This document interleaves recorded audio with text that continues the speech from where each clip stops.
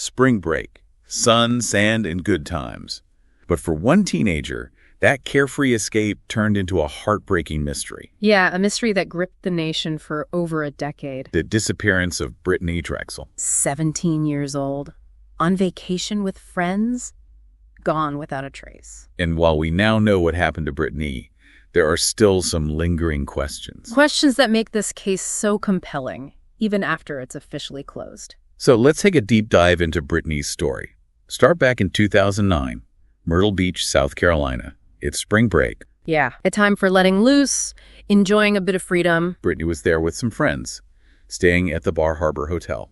But she wasn't just hanging around the hotel. We know she went to visit a friend at another resort. The Blue Water Resort, just a short walk down Ocean Boulevard. And this is where things start to get murky. We have that security footage of her leaving the Blue Water. It's grainy, a bit hard to make out, but it shows her walking alone. Around 8:45 p.m. Heading back to her own hotel, but she never made it. It's like she vanished into thin air. Now, at first you might think, okay, maybe she met up with someone, went off with a group, spring break, right? But here's the thing. Her phone went silent. No more calls, no texts. Yeah. And that's a big red flag. Especially in today's world where everyone's constantly connected. Exactly. So investigators start digging in.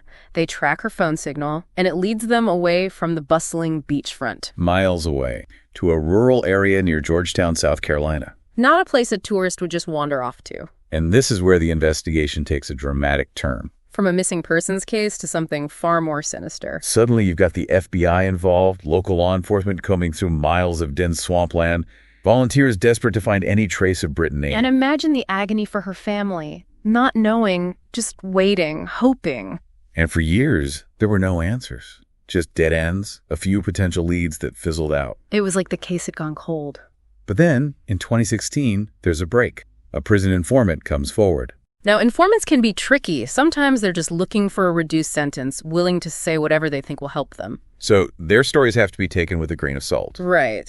But in this case, the informant's story was incredibly detailed, and he claimed that Brittanee had been abducted. Held captive. And tragically, killed. He even provided specific locations, places the investigators hadn't made public. And this information, as horrifying as it was, gave the investigation new life. And tragically, it ultimately led them to Brittanee. In 2022, her remains were finally found in that same remote area near Georgetown. It was the confirmation her family had been dreading. Closure, but closure laced with unimaginable grief. And with the discovery of her remains, the focus shifted to finding her killer. And that led investigators to Raymond Moody, a registered sex offender with a disturbing past. He was charged with Brittanee's murder, kidnapping, and sexual assault. The evidence against him was substantial. He eventually confessed to the crimes. And in 2023, he was sentenced to life in prison without the possibility of parole. So justice, in a legal sense, was served. But even with a conviction, there are still so many unanswered questions. Like, what exactly happened during those lost days? What did Brittanee endure? Those are questions that might never be answered. And that leaves a sense of unease, even with the case closed. And it underscores the devastating ripple effects of these kinds of crimes.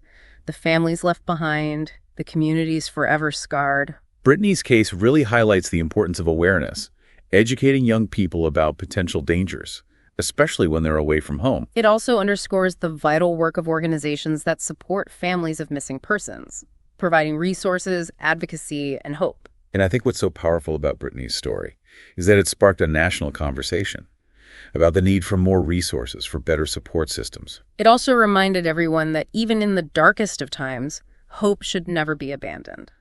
So while the legal chapter of Brittanee's story might be closed, her legacy lives on.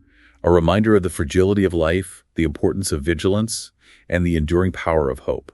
And a call to action for all of us to do what we can to prevent such tragedies from happening again. And that's our deep dive into the tragic case of Brittanee Drexel.